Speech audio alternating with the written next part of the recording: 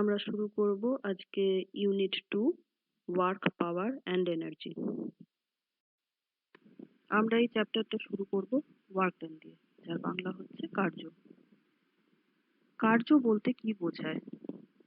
আমরা কোনো একটা বস্তুর উপর একটা ফোর্স অ্যাপ্লাই করলে সেটার একটা ডিসপ্লেসমেন্ট হতে পারে।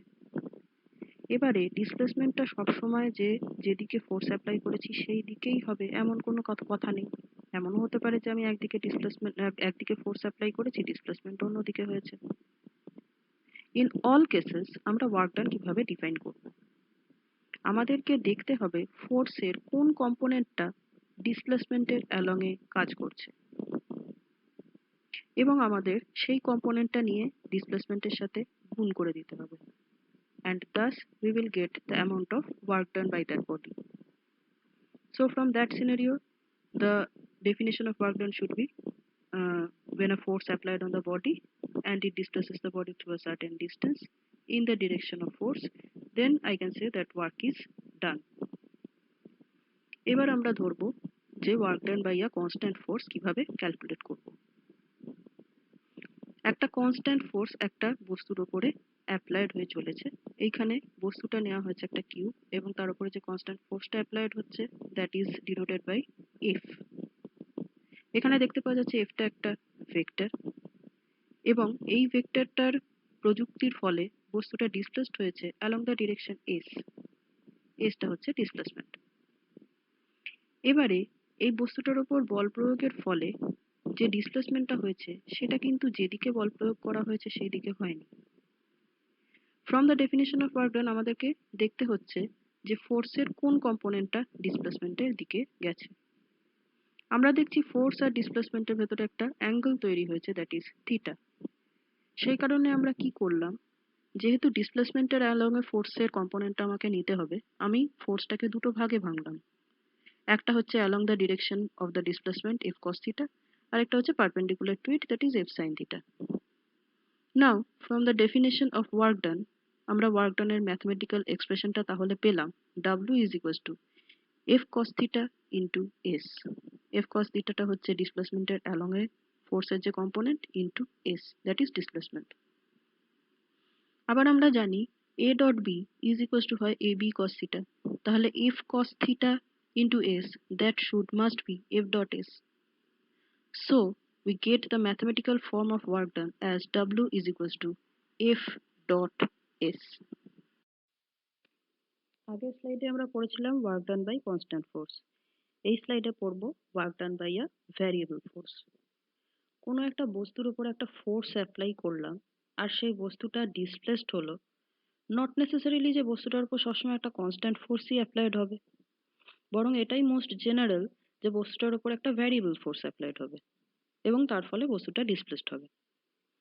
এইবার কনস্ট্যান্ট ফোর্সের অ্যাপ্লিকেশনের ফলে বস্তুর ওপর ওয়ার্ক ডানটা কত হবে সেটা আমরা আগের স্লাইডে দেখেছি। That was very simple, work done should be is equals to the constant force dot displacement.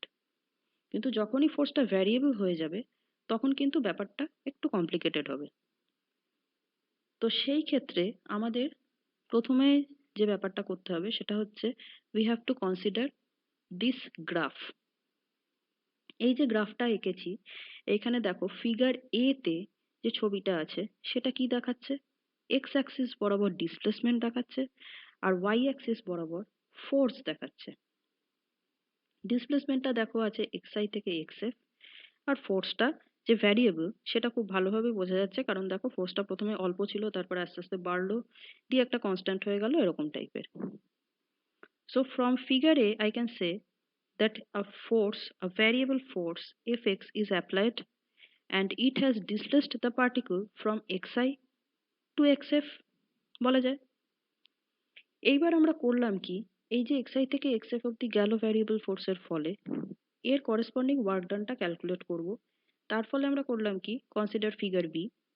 আমরা যে গ্রাফটা পেলাম এই গ্রাফটাকে আমরা কতগুলো ছোট ছোট স্মল স্ট্রিপসে ভাঙলাম।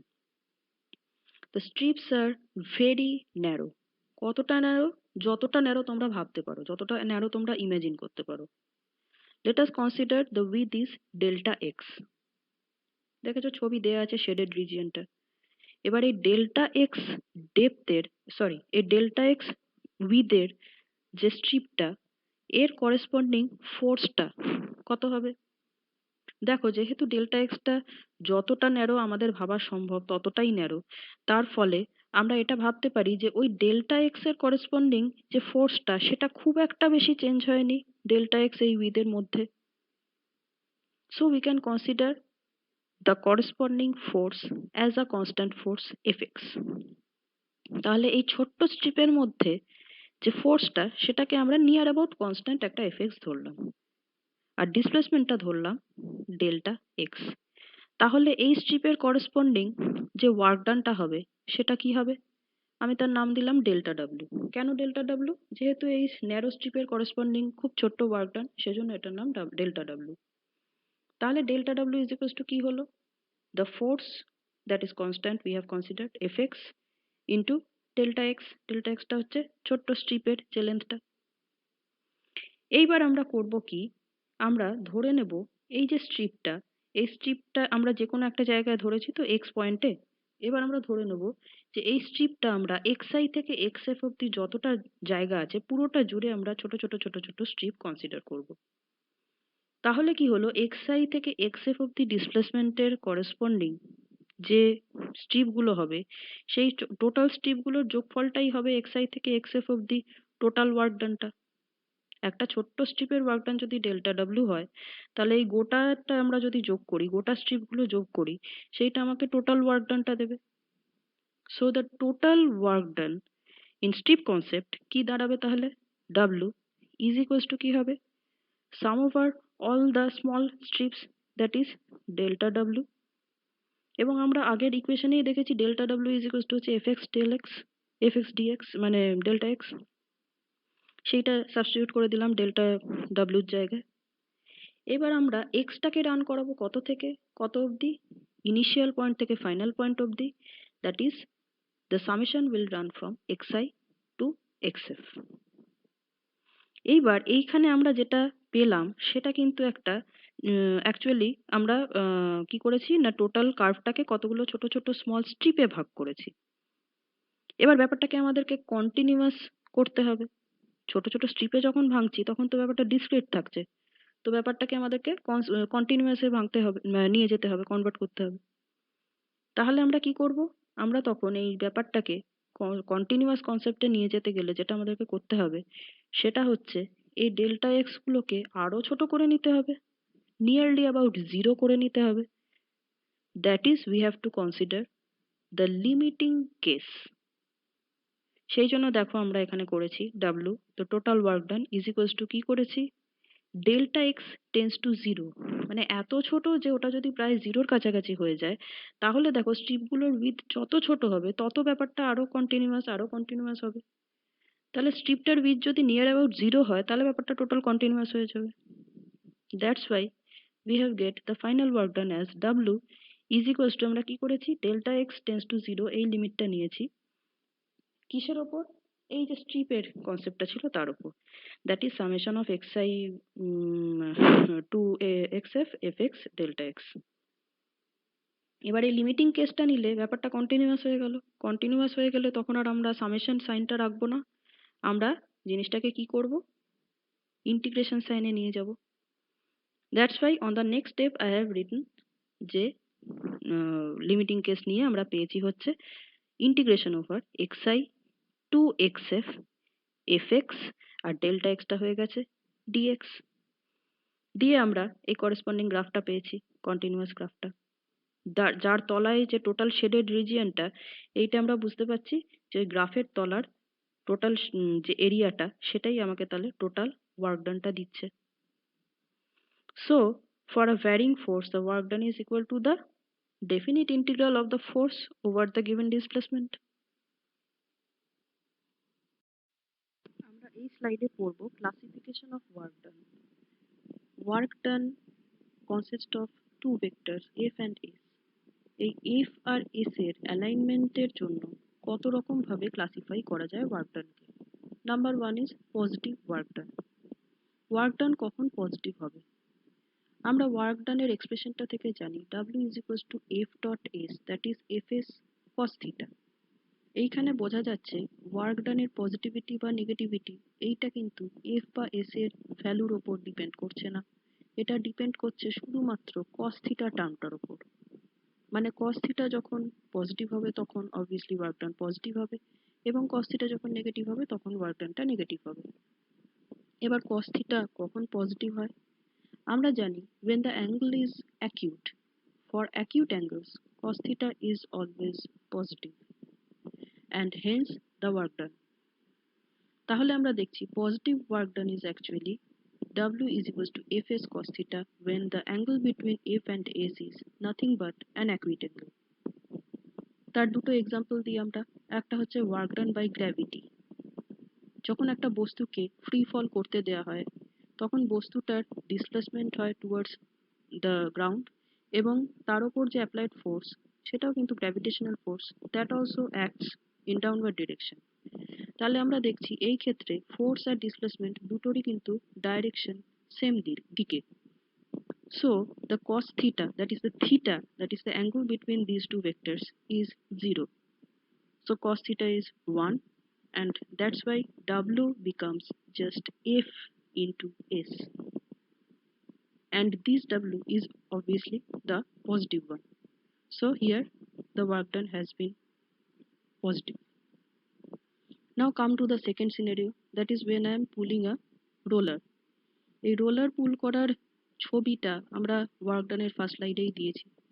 ওখানে দেখা গেছিল এফ যেদিকে অ্যাপ্লাইড হচ্ছে, ডিসপ্লেসমেন্ট যেদিকে হচ্ছে, তাদের ভেতর যে অ্যাঙ্গেলটা ছবি আঁকা হয়েছিল that was theta, and that was an acute angle.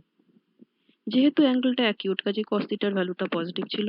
কাজে এক্ষেত্রে আমরা বলতে পারি যে when I am pulling a roller then the work done is positive।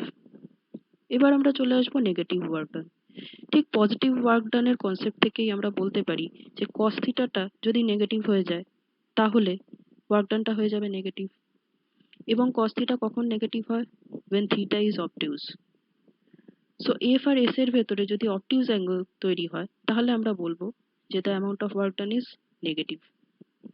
এবারের এক্সাম্পলে আসি। ধরি একটা বডিকে নিচের দিকে না ফেলে উপর দিকে ছুড়ে দেওয়া হলো। এই ক্ষেত্রে বডির ওপর যে ফোর্স অ্যাপ্লাইড হচ্ছে that is the gravitational force, and that is working to the downward direction. On the other hand পার্টিকেলটাকে যে ছোড়া হয়েছে তার ডিসপ্লেসমেন্টটা হচ্ছে কিন্তু আপওয়ার্ড ডিরেকশনে। কাজেই এই ক্ষেত্রে দেখা যাচ্ছে যে দুটো ভেক্টর এফ এবং এস এর ভেতর যে অ্যাঙ্গেলটা তৈরি হয়েছে that is 180 degree, which is an obtuse angle, and so the work done here is the negative work done। Now come to the second example, that is যখন একটা পার্টিকেলকে আমি একটা হরাইজন্টাল সারফেসের ওপরে, একটা রাফ সারফেস হলে আরো ভালো হয়, যখন আমি একটা রাফ হরাইজন্টাল সারফেসের ওপরে এক জায়গা থেকে আরেক জায়গায় মুভ করাচ্ছি, তখন কি হচ্ছে বস্তুটার ওপর যেদিকে ওর ডিসপ্লেসমেন্ট হচ্ছে তার উল্টো দিকে একটা ফ্রিকশনাল ফোর্স কাজ করবে। So the work done by this frictional force কি হবে? আমরা এখানে দেখতে পাচ্ছি ফ্রিকশনাল ফোর্স যেদিকে কাজ করছে ডিসপ্লেসমেন্ট ইজ কমপ্লিটলি তার opposite. So in this case also the work done should be negative. We come to a third point, a third example. যখন আমরা কোনো বস্তুর ওপর ব্রেকস অ্যাপ্লাই করি, সে দু চাকাই হোক বা চার চাকাই হোক, when I am applying brake, মানে আমরা গাড়িটাকে থামাতে চাইছি। গাড়িকে থামাতে চাওয়া মানে কিন্তু অ্যাকচুয়ালি গাড়ির চাকা এবং রাস্তার ওপর একটা ফ্রিকশনাল ফোর্স অ্যাপ্লাই করা, এবং আমি দেখেছি ফ্রিকশনাল ফোর্সের দ্বারা কৃতকার্য is always negative. We have discussed it on the example 2. So when we are applying brake, in that case also we are doing negative work। এরপরে চলে আসো জিরো ওয়ার্ক ডান।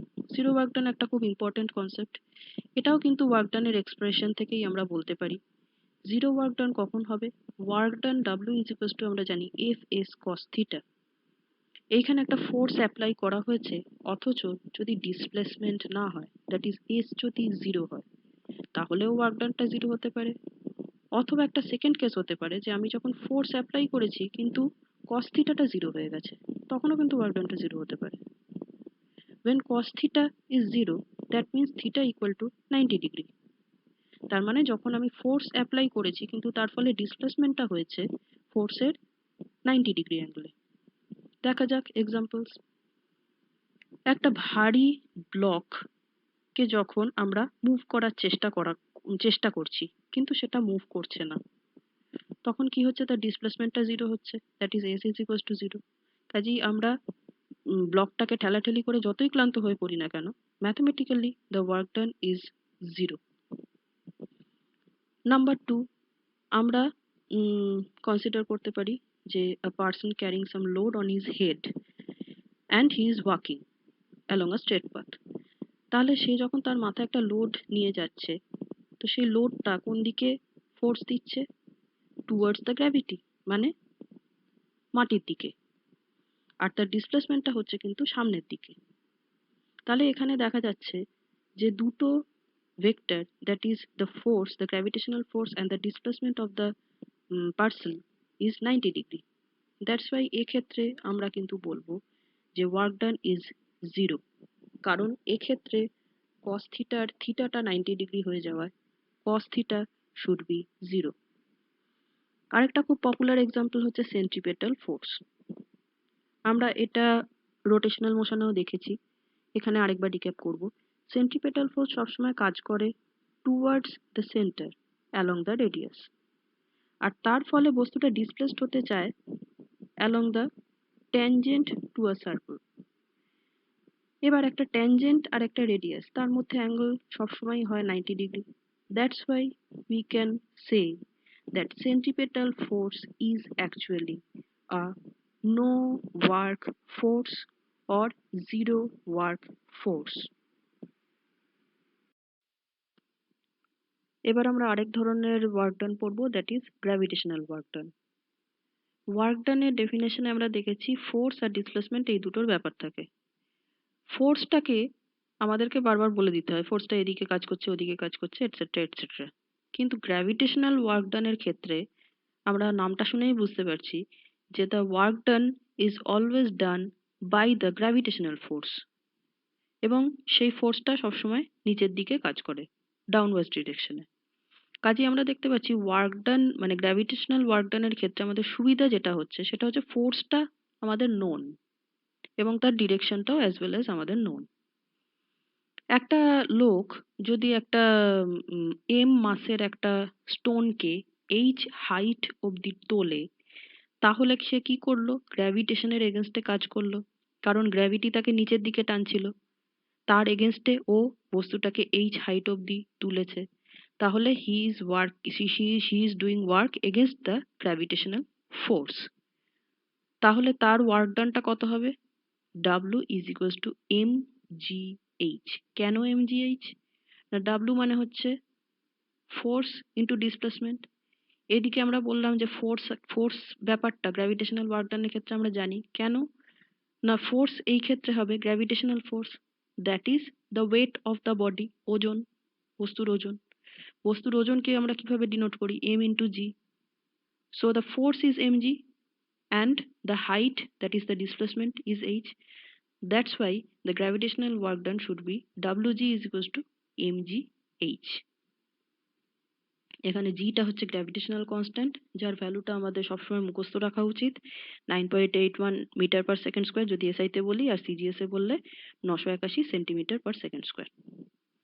এবার চলে আসি ওয়ার্ক ডানের ডাইমেনশন কি হয়। Work done is equals to কি? Force into displacement. তাহলে ওয়ার্ক ডানের ডাইমেনশন হবে ফোর্সের ডাইমেনশন ইন্টু ডিসপ্লেসমেন্টের ডাইমেনশন। ফোর্সের ডাইমেনশন আমরা সবসময় মুখস্থ রাখি, mlt টু দি পাওয়ার -2। তার সাথে ডিসপ্লেসমেন্টের ডাইমেনশন হচ্ছে লেন্থের dimension. So mlt to the power -2 into l should be the dimension of work done, and that is ml square t to the power -2. এরপরে চলে আসি ইউনিট অফ ওয়ার্ক। ওয়ার্ক ডানের দু ধরনের ইউনিট হয়, একটা হচ্ছে অ্যাবসোলিউট ইউনিট, আর একটা হচ্ছে গ্র্যাভিটেশনাল ইউনিট। অ্যাবসোলিউট ইউনিটটার সাথে আমরা কিন্তু খুবই পরিচিত, জুল আর আর্গ। এসআইতে হচ্ছে জুল আর সিজিএস এ হচ্ছে আর্গ। এটা হচ্ছে ব্যবহারিক ইউনিট। আর গ্র্যাভিটেশনাল ইউনিটটা সেটা হচ্ছে, যখন আমরা নামটা থেকেই বুঝতে পারছি যে যখন ওয়ার্ক ডানটা গ্র্যাভিটেশনাল ফোর্সের সাপেক্ষে আমরা মেজার করছি, তখন তার করেসপন্ডিং ইউনিটগুলো, তার করেসপন্ডিং যখন আমরা কোনো ইউনিট ফরমেশনে আনতে চাই ব্যাপারটাকে, তখন আমরা ইউজ করি গ্র্যাভিটেশনাল ইউনিট। আর গ্র্যাভিটেশনাল ইউনিটটাকে আমরা সিজিএস এসআই দুটো ভাগে ভাগ করতে পারি। আমরা দেখতে পাচ্ছি এসআই গ্র্যাভিটেশনাল ইউনিটের এসআই পার্টটা হচ্ছে কেজি মিটার, আর সিজিএস পার্টটা হচ্ছে গ্রাম সেন্টিমিটার। আগের স্লাইডে আমরা ওয়ার্কের ডিফারেন্ট ইউনিটস এর নামগুলো জেনেছি। এই স্লাইডে আমরা সেই ইউনিটগুলোর করেসপন্ডিং ডেফিনেশনস জানবো এবং তাদের ইন্টাররিলেশন জানবো। We will start from absolute unit. আগের স্লাইডেই দেখেছি এসআই সিস্টেমে অ্যাবসলিউট ইউনিট অফ ওয়ার্ক ডান ছিল জুল, আর সিজিএস সিস্টেমে ওয়ার্ক ডানের ইউনিট ছিল আর্ক। এবার 1 জুল ওয়ার্ক ডান বলতে কি বোঝায়? ওয়ার্ক ডান মানেই আমরা জানি যে একটা ফোর্স থাকবে আর ডিসপ্লেসমেন্ট থাকবে। সো ফ্রম দিস এক্সপ্রেশন, এখান থেকেই আমরা কিন্তু জুলের ডেফিনেশনটা পেতে পারি। 1 জুল ইজ ইকুয়ালস টু লিখেছি দেখো 1 নিউটন ইন্টু 1 মিটার। তার মানে কি? এবার আমরা যদি 1 জুলকে ডিফাইন করতে চাই, আমরা এইভাবে বলতে পারি যে একটা কোনো বস্তুকে যদি আমরা 1 নিউটন বল প্রয়োগ করে 1 মিটার সরাতে পারি, তাহলে সেই বস্তুর দ্বারা কৃতকার্য কত হবে? 1 জুল। এবার এসো জুলের ডেফিনেশনটা কি লিখেছি দেখা যাক।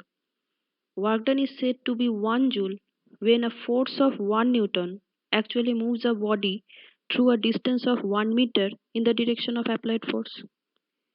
That's কি দাঁড়ালো 1 joule is equals to 1 newton into 1 meter.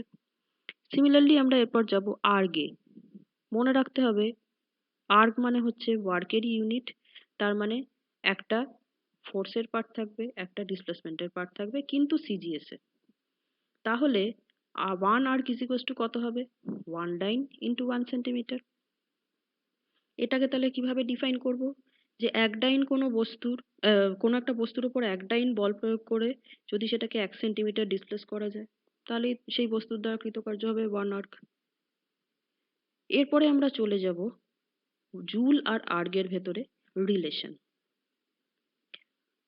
1 joule is equals two দেখো 1 নিউটন ইন্টু 1 মিটার।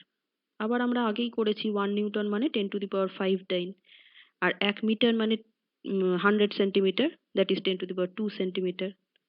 তাহলে কি দাঁড়ালো 10 to the power 7 dyne centimeter, and from the definition of arc we know that dyne centimeter is equals to arc, so 1 joule is equals to 10 to the power 7 arc. এরপর আমরা চলে যাব gravitational unit. Gravitational ইউনিটে আমরা ফার্স্টেই দেখেছি SI সিস্টেমে যে গ্র্যাভিটেশনাল ইউনিটটা ছিল তার নাম ছিল হচ্ছে কেজি মিটার। দেখা যাক কেজি মিটার কাকে বলে। এটাও কিন্তু আমরা জানি যে ওয়ার্ক ডানের ইউনিট, কাজেই একটা ফোর্স থাকবে, একটা ডিসপ্লেসমেন্ট থাকবে। শুধু এখানে তফাৎ এটাই যে যেহেতু গ্র্যাভিটেশনাল ইউনিট, কাজেই ফোর্সটা হবে গ্র্যাভিটেশনাল ফোর্স। তাহলে দেখো 1 কেজি মিটারকে আমি লিখেছি ফর্মুলায় 1 KG force into 1 metre. 1 KG force বলতে কি বোঝাচ্ছে? 1 কেজি ফোর্স মানে হচ্ছে 1 কেজি ভরের কোনো বস্তুর ওপর যতটা ফোর্স অ্যাপ্লাইড হয়। 1 কেজি ভরের বস্তুর উপর কতটা ফোর্স অ্যাপ্লাইড হয়? এম ইন্টু জি।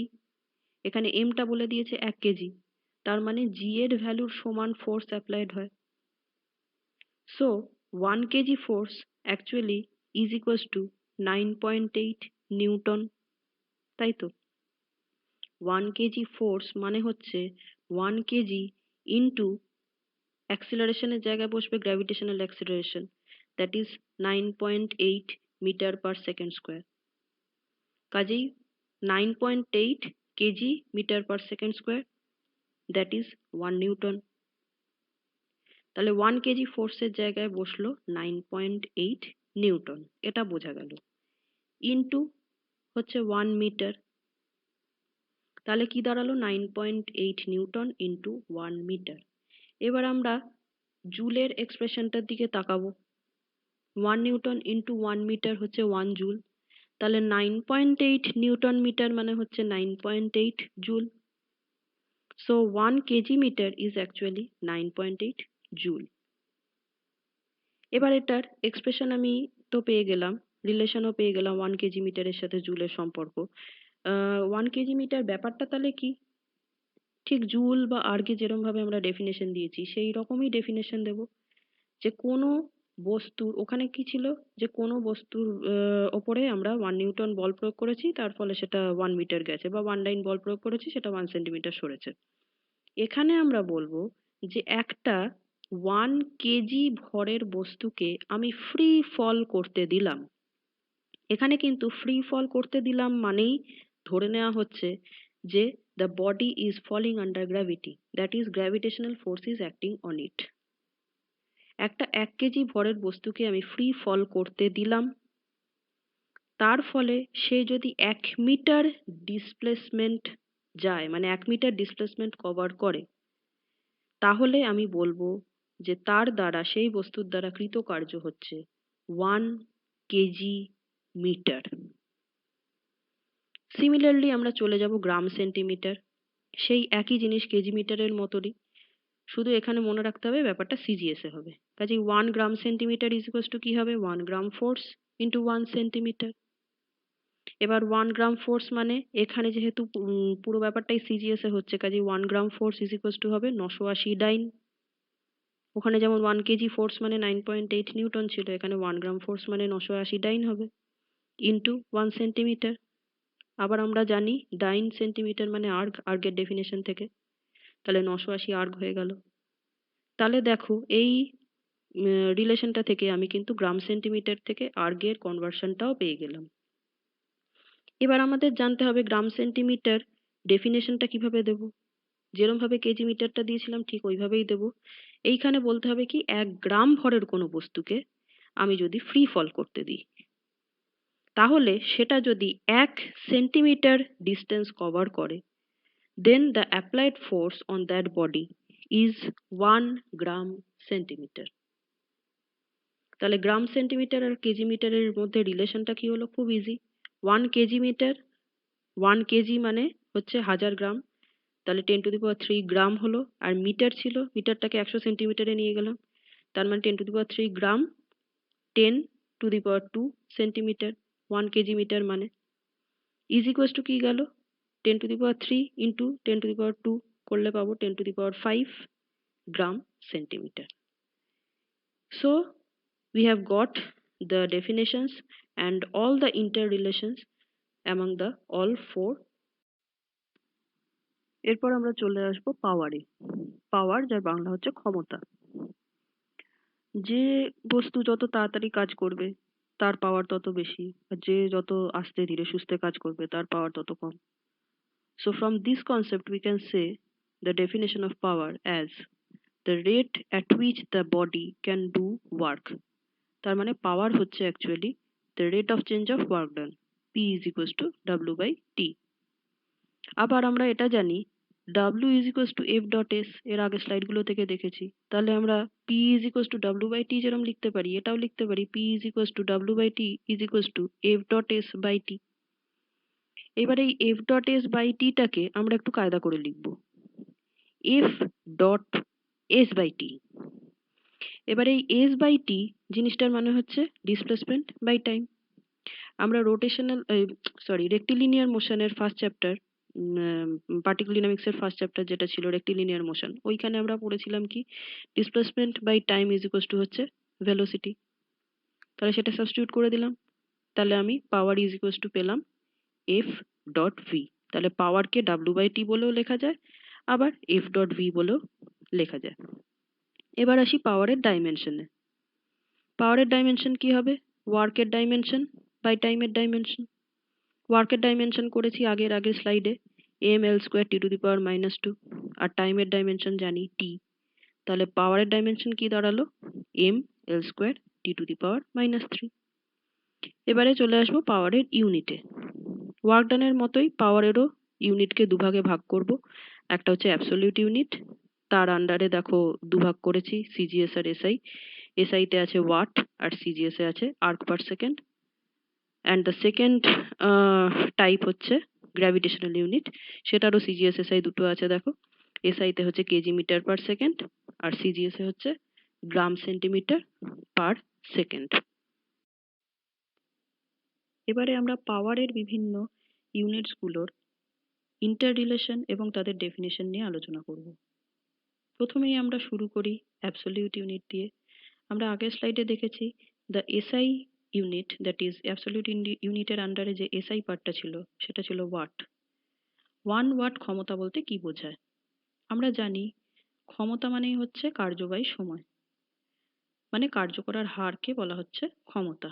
কাজেই 1 ওয়াট পাওয়ার বলতে আমরা বোঝাবো কোনো একটা বস্তু যদি একক সময় মানে 1 সেকেন্ড সময় 1 জুল কার্য করে তাহলে তার ক্ষমতাকে বলা হবে 1 ওয়াট।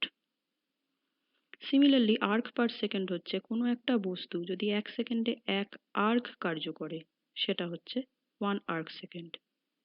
এটা ছাড়া কিলোওয়াট, মেগাওয়াট এই ইউনিটগুলো আমাদের পপুলারলি নোন ইউনিটস আছে পাওয়ারের। এরপর আমরা চলে যাব গ্র্যাভিটেশনাল ইউনিটে।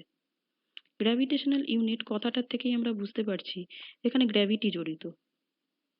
পাওয়ারের করেসপন্ডিং যে ফোর্স আছে মানে পাওয়ারের করেসপন্ডিং ওয়ার্ক এবং ওয়ার্কের করেসপন্ডিং যে ফোর্স আছে সেই ফোর্সটা যখন গ্র্যাভিটেশনাল ফোর্স তখন আমরা গ্র্যাভিটেশনাল ইউনিট ইউজ করব। তাহলে আমরা এই ফার্স্টেই চলে আসি এসআই ইউনিট গ্র্যাভিটেশনাল ইউনিটের, that is KG metre per second. কোনো একটা 1 কেজি ভরের বস্তুকে যদি আমি ফ্রি ফল করতে দিই তাহলে সেটা 1 সেকেন্ড সময়ে যদি 1 মিটার দূরত্ব অতিক্রম করে তাহলে আমরা সেই বস্তুর পাওয়ার বলবো 1 কেজি মিটার পার সেকেন্ড। এবার গ্র্যাভিটেশনাল ইউনিটের সাথে অ্যাবসলিউট ইউনিটের সম্পর্কটা আমাদের জানা দরকার। 1 কেজি মিটার পার সেকেন্ড। এবার একটা কেজি মিটারকে কি করে জুলে নিয়ে যাওয়া যায় আমরা ওয়ার্কের যখন ইউনিটস গুলো পড়ছিলাম নিয়ে ডিসকাস করছিলাম সেখানে দেখেছি। সো 1 কেজি মিটার হচ্ছে 9.8 joule. So 1 KG metre per second হচ্ছে 9.8 জুল পার সেকেন্ড। এবং আমরা একটু আগেই দেখেছি জুল পার সেকেন্ড মানে হচ্ছে watt. So 1 KG metre per second is equals to 9.8 watt. এরপর চলে আসি গ্রাম centimetre per second.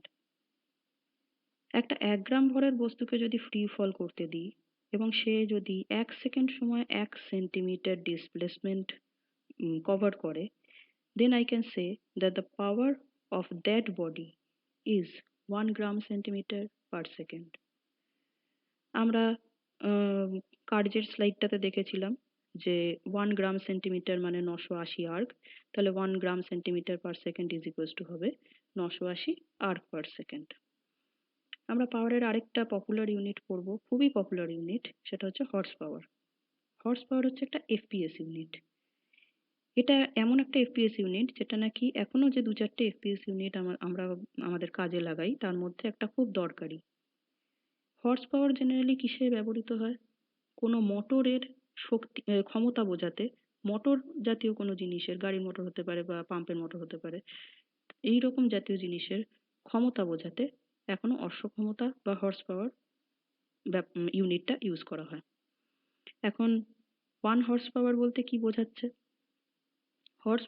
One horse power বলতে বোঝাচ্ছে যে কোনো একটা বস্তু যদি 1 সেকেন্ডে 550 ফুট পাউন্ড কার্য সম্পন্ন করে।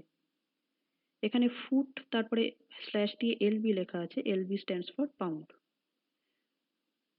এইবার দেখা যাক হর্স পাওয়ারের সাথে ওয়াটের কি সম্পর্ক, কেন হর্স পাওয়ার একটা এফপিএস ইউনিট এবং আমরা habituated with CGS and SI unit, that's why FPS to CGS SI কনভার্সনটা আমাদের খুব জানা দরকার। তাহলে 1 horse power is equals to দাঁড়াচ্ছে by the definition 550 foot pound per second. এবার আমরা বিভিন্ন ক্যালকুলেশন করে মানে ফুট পাউন্ডকে কিভাবে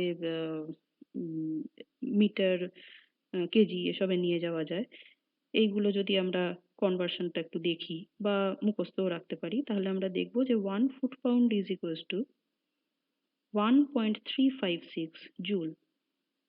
তাহলে ফুট পাউন্ডের জায়গায় আমরা 1.356 জুল বসিয়ে দিলে পেয়ে গেলাম 550 ইন্টু 1.356 জুল পার সেকেন্ড। আবার এটা জানি জুল পার সেকেন্ড মানে ওয়াট, আর এই 550কে 1.356 দিয়ে গুণ করলে আমরা পাবো 746। So 1 horse power is equals to 746 watt. Now we will know what is energy. এনার্জির বাংলা হচ্ছে শক্তি। কোনো একটা বস্তুর ভেতর কতটা এনার্জি সঞ্চিত আছে সেটা আমরা কি করে বুঝি? না বস্তুটা কতটা কার্য করছে সেইটা দেখে। যে বস্তু যত বেশি কাজ করে তার আমরা বলি এনার্জি খুব বেশি, এবং ভাইসি ভার্সা, মানে যে বস্তু আমরা দেখি যে বেশি কাজ করতে পারছে না তখন বলি যে সেই বস্তুর এনার্জি বেশ কম। So from that point of view we can define energy as it is the capacity of doing work.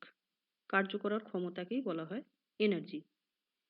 আমরা দেখছি যেহেতু এনার্জিটা কার্য দিয়েই পরিমাপ করা যাচ্ছে, কাজেই আমরা এখানে বলতে পারি যে এনার্জির ইউনিট এবং ডাইমেনশন কার্যের ইউনিট এবং ডাইমেনশনের সাথে সমান হবে।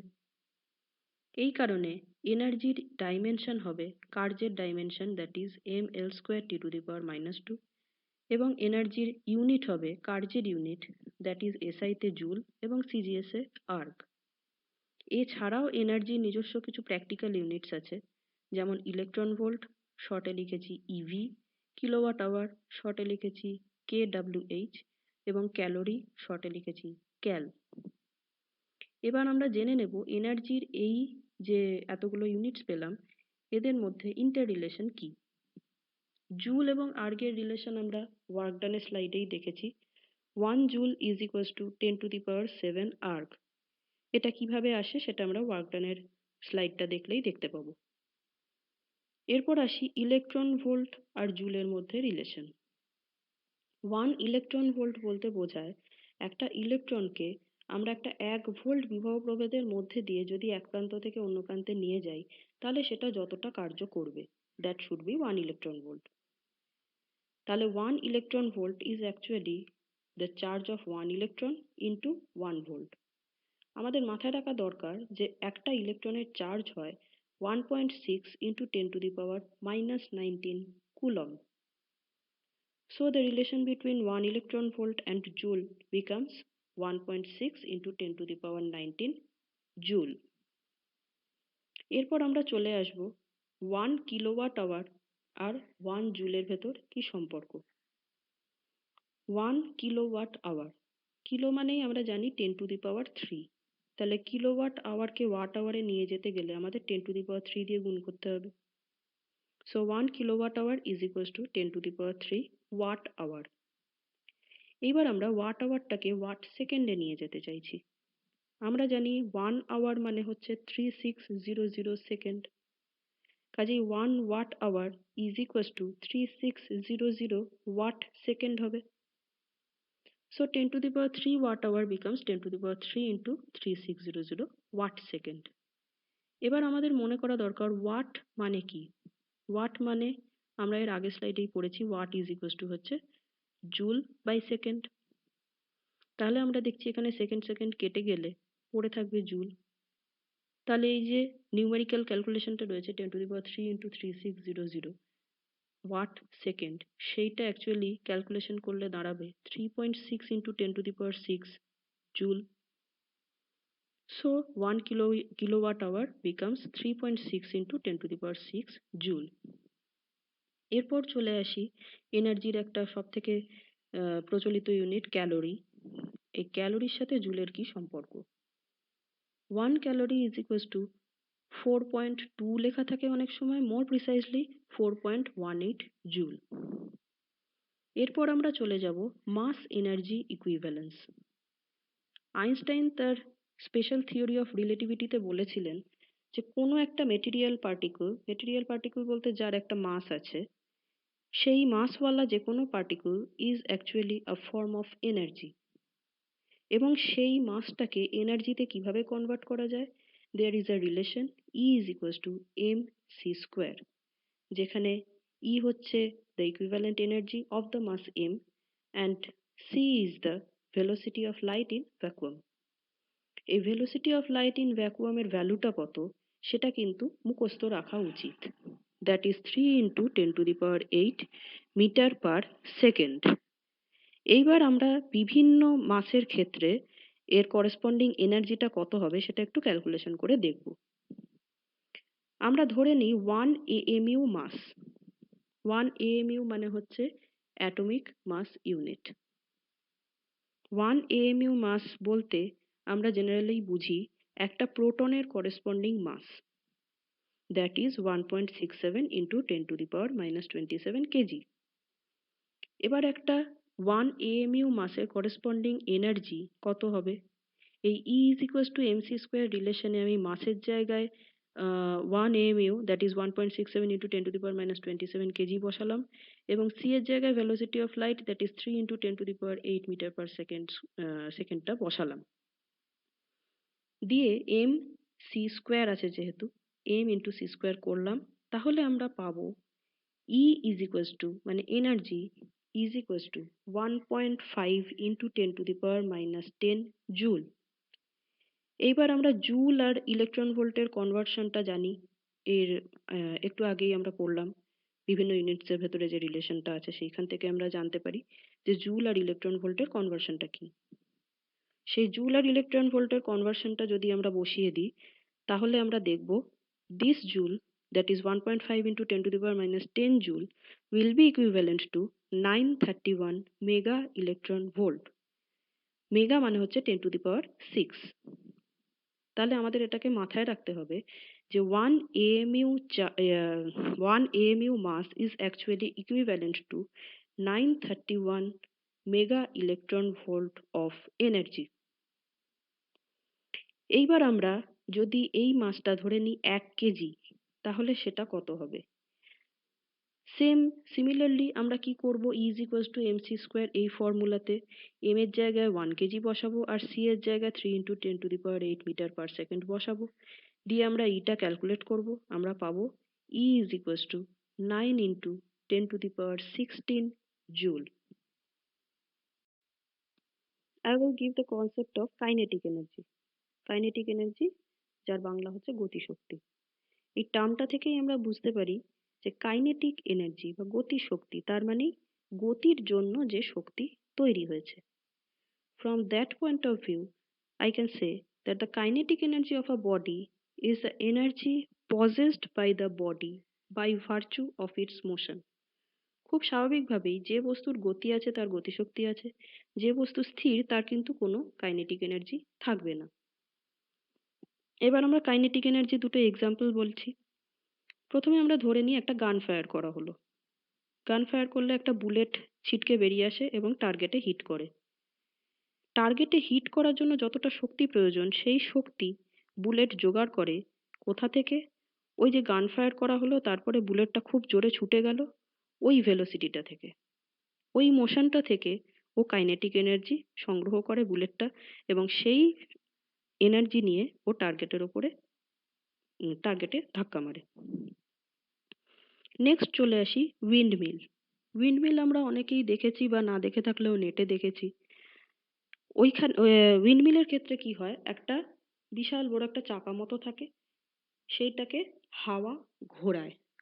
হাওয়া ঘোরায় মানে কিন্তু অ্যাকচুয়ালি হাওয়ার গতিশক্তি ওই অত বড় চাকাটাকে ঘোরাতে সাহায্য করে। এরপর আমরা চলে আসবো কাইনেটিক এনার্জির এক্সপ্রেশন। কাইনেটিক এনার্জির ফর্মুলাটা কি হবে? এটা জানার জন্য আমরা প্রথমে ধরে নিই যে m মাসের একটা বস্তু প্রথমে স্থির অবস্থায় আছে, তাকে একটা F বল প্রয়োগ করা হলো। যেহেতু বল প্রয়োগ করা হয়েছে বস্তুটার উপর অতএব আমরা জানি যে বল প্রয়োগ করলে কোনো বস্তু সে চলতে শুরু করতে পারে। ধরলাম বস্তুটা চলতে শুরু করলো এবং কিছু সময় পরে সে s ডিস্টেন্স অতিক্রম করে a অ্যাক্সিলারেশন সহ মুভ করার পরে তার ভেলোসিটি হলো স্মল v। এই অবস্থায় আমরা এই রিলেশনটা লিখতে পারি v square is equals to you square plus twice as। এই রিলেশনটার কথা আমরা রেক্টিলিনিয়ার মোশনে পড়েছিলাম। এখানে vটা হচ্ছে final velocity of the particle, U হচ্ছে ইনিশিয়াল ভেলোসিটি, a হচ্ছে অ্যাক্সিলারেশন আর s হচ্ছে the displacement it has covered. এইখানে যেহেতু বস্তুটা স্থির অবস্থা থেকে চলতে শুরু করেছে কাজেই আমরা u ইজ ইকুয়ালস টু 0 বসাতে পারি। কাজেই আমরা পেয়ে যাব v square is equals two 2as। সেখান থেকে আমরা খুব স্বাভাবিকভাবেই সরল করলে পেয়ে যাব a is equals to v square by 2s। এইবার আবার আমরা নিউটনের দ্বিতীয় সূত্র থেকে কি জানি যে force is equals to mass into acceleration. এবার আমরা এই অ্যাক্সিলারেশনের জায়গায় v²/2s টা বসিয়ে দিলাম। তাহলে এবার বস্তুর দ্বারা কৃত কার্য কি হবে? আমরা এর আগেই পড়েছি, কৃতকার্য মানে প্রযুক্ত বল ইন্টু সরণ, that is F into S.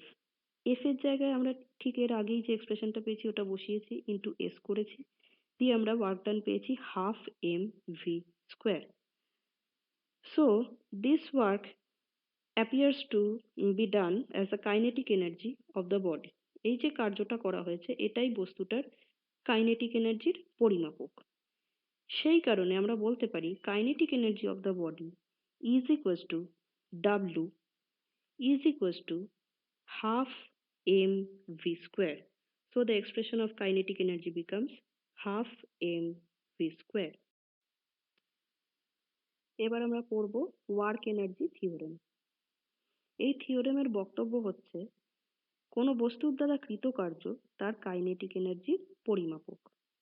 That is, the work done by a force in displacing a body measures the change in kinetic energy of the body.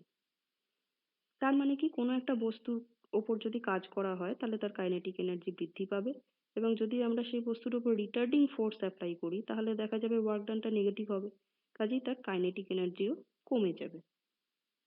এই থিওরেমটা এস্টাবলিশ করার জন্য আমি প্রথমে ধরে নিলাম যে এম ভরের কোনো একটা বস্তু ইউ ইনিশিয়াল ভেলোসিটি নিয়ে চলছে এবং তার উপরে এফ ফোর্স অ্যাপ্লাই করার ফলে সে এই অ্যাক্সিলারেশন নিয়ে চলতে শুরু করলো, এবং কিছু সময় পরে তার ভেলোসিটি গিয়ে দাঁড়ালো ভি, এবং এই সময়ের মধ্যে ও এস ডিস্টেন্স কভার করলো। এবারে আমরা আবার v²=u² + 2s ইকুয়েশনটাই ইউজ করব, এবং সেখান থেকে আমরা এটাকে সরল করে পাবো v² - u² = 2as। এইবার আমরা এই ইকুয়েশনের দুদিকে ½ m দিয়ে গুণ করব, দিয়ে আমরা এই জিনিসটা পেলাম ½ mv² - ½ mu² রাইট হ্যান্ড সাইডে পেলাম ½ m2as, এখানে হাফ আর হাফ কেটে যাবে, দিয়ে পাবো mas। এবার আমরা জানি নিউটনের সেকেন্ড ল থেকে যে m ইন্টু a মানে হচ্ছে ফোর্স, সেই কারণে mas কে আমরা লিখতে পারি F into s, and we also know that F into s is equals to work done. So I can write that ½ mv² - ½ mu² is equals to work done W. এইখানে আমরা দেখছি ½ mv² মানে হচ্ছে final kinetic energy এবং ½ mu² হচ্ছে initial kinetic energy. So from this relation I get that the change in kinetic energy is equals to the amount of work done. এবারে আমরা একটা খুব পপুলার রিলেশন পড়ব, the relation between kinetic energy and linear momentum. রৈখিক ভরবেগ এবং গতিশক্তির ভেতরে সম্পর্ক। আমরা জানি kinetic energy is equals two ½ mv²। এখানে আমরা কাইনেটিক এনার্জিকে ই দিয়ে ডিনোট করেছি। So E is equals two ½ mv²। আবার আমরা জানি যে P is equals two mv। P হচ্ছে লিনিয়ার মোমেন্টাম, রৈখিক ভরবেগ is equals two m into V. কাজেই এই ½ mv² এটার m এর জায়গায় আমি যদি p/v সাবস্টিটিউট করে দিই তাহলে আমি যে রিলেশনটা পাই সেটা হচ্ছে E is equals two ½ pv।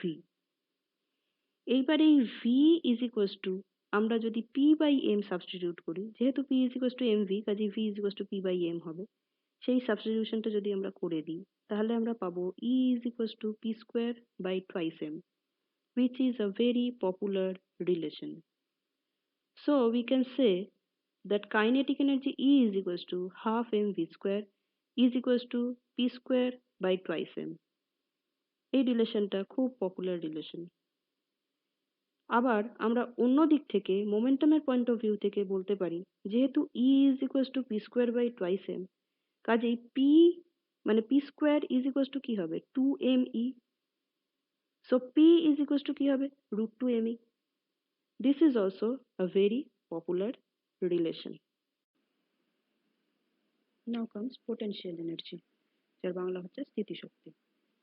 কোনো বস্তুর পজিশন বা কনফিগারেশনের জন্য তার মধ্যে যে শক্তি সঞ্চিত হয় সেটা হচ্ছে বস্তুর পোটেনশিয়াল এনার্জি বা স্থিতিশক্তি। The potential energy of a body is defined as the energy possessed by the body by virtue of its position or configuration.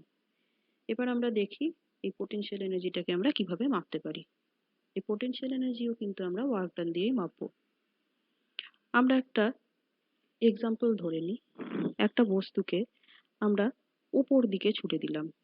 উপর দিকে ছুড়ে দিলাম মানে বস্তুটাকে গ্র্যাভিটেশনাল ফোর্সের এগেনস্টে আমরা ছুড়ে দিলাম। তাহলে বস্তুটার উপর এখন যে ফোর্সটা অ্যাপ্লাই হচ্ছে সেটা হচ্ছে গ্র্যাভিটেশনাল ফোর্স, সেটা নিচের দিকে কাজ করছে এবং বস্তুর ডিসপ্লেসমেন্টটা হচ্ছে উপর দিকে।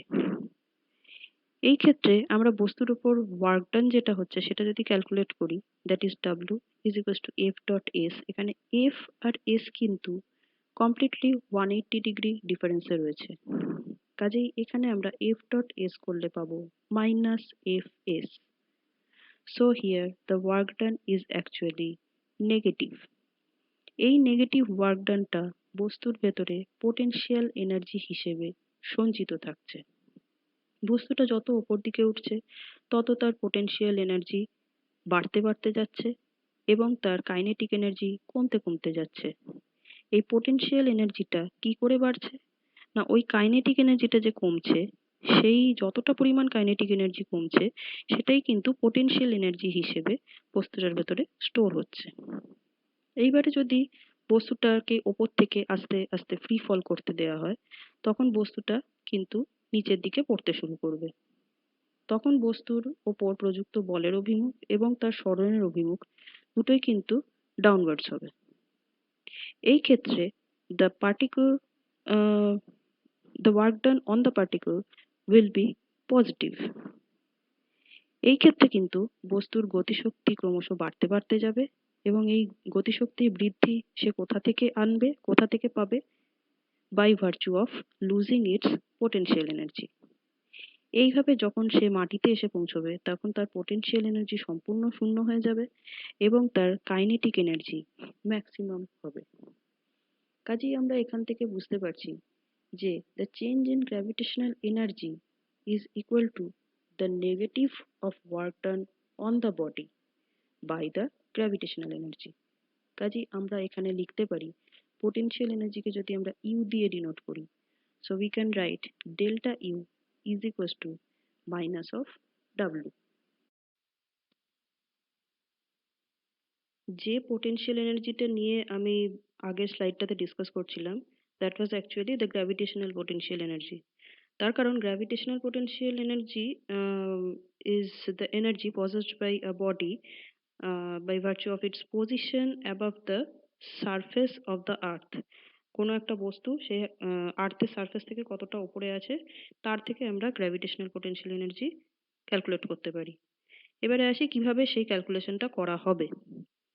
ধরে নিই m মাসের কোনো একটা বস্তুকে আর্থের সারফেস থেকে h উচ্চতায় তোলা হলো, তাহলে work done by the body against the gravitational force সেটা কত হবে? Work done should be is equals to আমরা জানি ফোর্স ইন্টু ডিস্টেন্স। এইখানে ডিস্টেন্সটা হচ্ছে h আর ফোর্সটা হচ্ছে গ্র্যাভিটেশনাল ফোর্স। এবার আমরা জানি গ্র্যাভিটেশনাল ফোর্স মানে actually the weight of the body, that is m into g. So the work done by the body against gravity will be W is equals to mgh. এটাই হচ্ছে gravitational potential এনার্জির expression. এরপর আমরা যাব principal of conservation of mechanical energy বা mechanical energy সংরক্ষণ সূত্র। এই ক্ষেত্রে আমাদের প্রথমেই ধরে নিতে হবে যে we are talking about a conservative force. যে ওয়ার্ক ডানটা নিয়ে আমরা আলোচনা করব সেই ওয়ার্ক ডানটা হচ্ছে আন্ডার আ কনজারভেটিভ ফোর্স। তো কোনো একটা বডির ওপর যদি একটা কনজারভেটিভ ফোর্স অ্যাক্ট করে এবং তার অ্যাকশনের ফলে বস্তুটার উপরে কোনো ওয়ার্ক ডান করা হয়, then the total mechanical energy of the body, total mechanical energy বলতে আমরা বোঝাই kinetic energy plus potential energy, সেইটা সবসময় কোনো একটা বডির ক্ষেত্রে কনস্ট্যান্ট থাকবে। This is the principle of conservation of mechanical energy. এবার এই ব্যাপারটা আমরা একটু অ্যানালিসিস করে দেখি। আমরা প্রথমে ধরে নিই যে কোনো একটা বডিকে এফ এক্স কনজারভেটিভ ফোর্সের অ্যাপ্লিকেশনের ফলে ডেল্টা এক্স পরিমাণ ডিসপ্লেস করা হয়েছে। তাহলে ওয়ার্ক এনার্জি থিওরেম অনুসারে আমরা জানি যে kinetic energy change that is delta K should be equal to F x delta x. এবার চেঞ্জ ইন পোটেনশিয়াল এনার্জি আমরা আগের স্লাইডেই দেখেছি যে পোটেনশিয়াল এনার্জির চেঞ্জ আমরা কিভাবে ক্যালকুলেট করি, that is delta U is equals two minus of F x into delta x. এবারে এই দুটোকে যদি আমরা যোগ করে দিই, মানে কাইনেটিক এনার্জি আর পোটেনশিয়াল এনার্জির চেঞ্জটাকে আমরা যদি যোগ করে দিই, তাহলে আমরা পাবো delta k plus delta U is equals two, এখানে দেখতে হবে যে ডেল্টা কে এর যা এক্সপ্রেশন, ডেল্টা ইউ এর এক্সপ্রেশন কিন্তু তার ঠিক অপোজিট। কাজে delta k plus delta U should be equal to 0. From that we can get that delta of k plus u is equals to 0. এইবারে কোনো একটা বস্তুর কোনো একটা এন্টিটির ডেরিভেটিভ 0 মানে সেই এন্টিটিটা কি হবে, কনস্ট্যান্ট হবে। So we can get that k plus u equal to constant. এটা principle of conservation of mechanical এনার্জির ম্যাথমেটিক্যাল ফর্ম। এইবার আমরা চলে আসবো এই চ্যাপ্টারের last topic, that is principle of conservation of mechanical এনার্জির একটা অ্যাপ্লিকেশন। এটা খুব popular application. This is the application of a free falling body. এখানে আমরা দেখতে পাচ্ছি এ পয়েন্টে একটা বস্তু ছিল যার মাস এম, সেটাকে আমরা ফ্রি ফল করতে দিয়েছি। আফটার সাম টাইম এইটা বি পয়েন্টে এসছে, and after some time it will come to the point C. সিটা হচ্ছে গ্রাউন্ড লেভেল। আমরা এটাও দেখতে পাচ্ছি এই ছবিটা থেকে যে এ পয়েন্টের distance from C is H, আর এ টু বি পয়েন্টের ডিস্টেন্স হচ্ছে এক্স। এইবার আমরা দেখব from the principle of conservation of mechanical energy যে প্রত্যেকটা পয়েন্টে এ বি এবং সি প্রত্যেকটা পয়েন্টে energy that is the total mechanical energy should always remain constant. এইবার চলে আসি আমাদের এই ডেরিভেশনটাতে। ধরে নিলাম এম মাসের বস্তুটাকে এ পয়েন্ট থেকে রিলিজ করে দেওয়া হয়েছে। যেহেতু এ পয়েন্ট থেকে বস্তুটাকে জাস্ট রিলিজ করা হয়েছে, so it don't have any previous kinetic energy. তাহলে এ পয়েন্টে যে মেকানিক্যাল এনার্জিটা থাকবে that is only the potential energy at the point A. তাহলে এই পয়েন্টে বস্তুটার পোটেনশিয়াল এনার্জি কি হবে? পোটেনশিয়াল এনার্জিটা হবে এম জি এইচ। আমরা আগের স্লাইডেই দেখেছি। তাহলে টোটাল এনার্জি কত হবে এই পয়েন্টে? টোটাল এনার্জি হবে only the amount of potential energy as there is no kinetic energy. So the total energy will be mgh. So আমাদের এই ডেরিভেশনটা তাহলে দাঁড়িয়ে গেল যে এ পয়েন্টে mgh, বি পয়েন্টেও তাহলে mgh এনার্জি থাকতে হবে, অ্যান্ড সি পয়েন্টেও তাহলে mgh এনার্জি থাকতে হবে। If it satisfies, then I will say that okay, the principle of conservation of mechanical energy is satisfied for this case. এইবারে বস্তুটা যখন বি পয়েন্টে এলো তখন কি হলো? আমরা এখানে ছবিতে দেখতে পাচ্ছি যে এ থেকে বি পয়েন্টের ডিস্টেন্স দেওয়া আছে এক্স। তাহলে গ্রাউন্ড থেকে বি পয়েন্টের ডিস্টেন্স কত? Obviously H minus X. তাহলে আমাদের বি পয়েন্টে বস্তুটার পোটেনশিয়াল এনার্জি কত হবে? M G H minus X. এবার আমরা ধরে নিলাম বি পয়েন্টে বস্তুটার velocity V B. So the kinetic energy at the point B should be half m v square. So the total energy at the point B will be mgh minus x plus half m v b square. এবার আমি বার করব যে vb এর ভ্যালুটা actually কত হওয়া উচিত।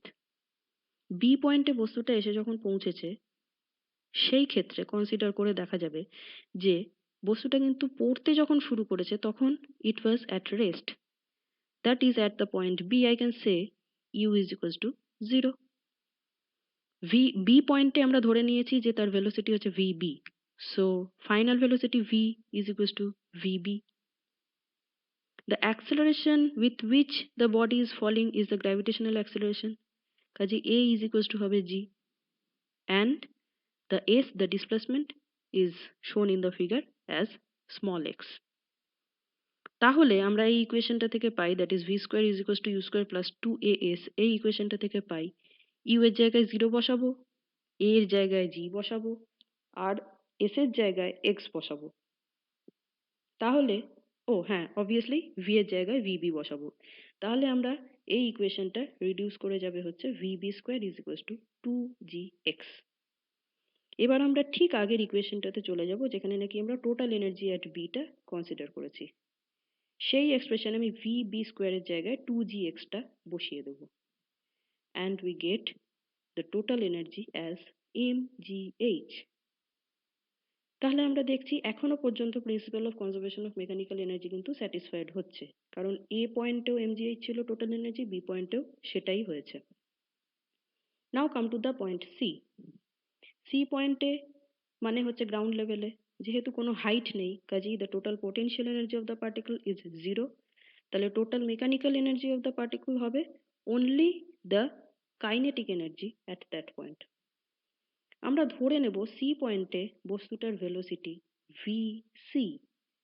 তাহলে বস্তুটার এনার্জি হবে that is the total energy হবে, কাইনেটিক এনার্জিটাই থাকবে, পোটেনশিয়াল এনার্জি থাকবে না। So the total energy will be half M V C square. এবার ঠিক আগেরটার মতো আমি বার করব যে ভি সি এর ভ্যালু কত। আবার আমি কনসিডার করলাম যে বস্তুটা পড়তে শুরু করেছে এ পয়েন্ট থেকে, যেখানে নাকি ইনিশিয়াল ভেলোসিটি ছিল you is equal two 0।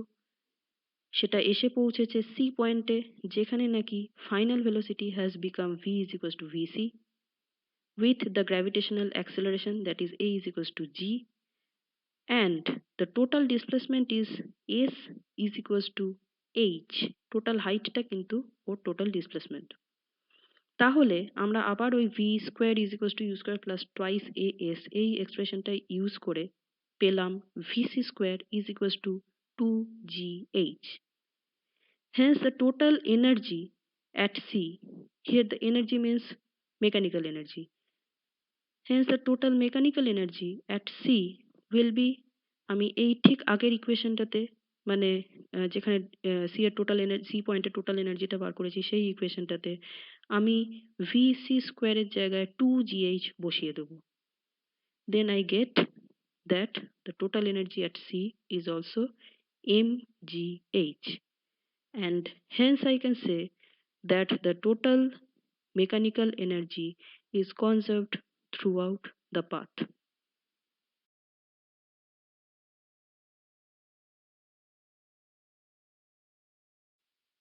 Thanking you for following my lectures sincerely.